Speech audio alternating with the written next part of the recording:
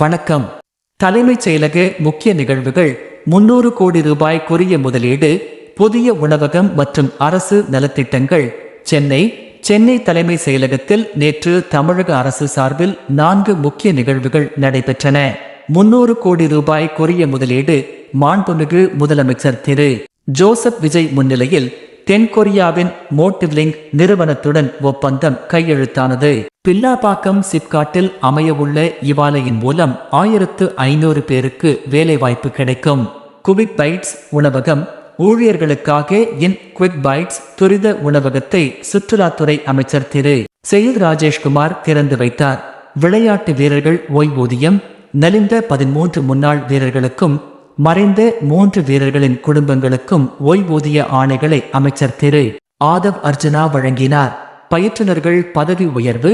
பயிற்றுனர்களுக்கு கலந்தாய்வு முறையில் பதவி உயர்வு ஆணைகளை தொழிலாளர் நலத்துறை அமைச்சர் திரு முகமது பர்வேஸ் வழங்கினார். செய்தி வழங்குபவர் எம் வெங்கடேசன் மலர்தசன். தலைமைச் செய்தியாளர் ஏவிஎம்பி மீடியா ஜனம் நியூஸ்.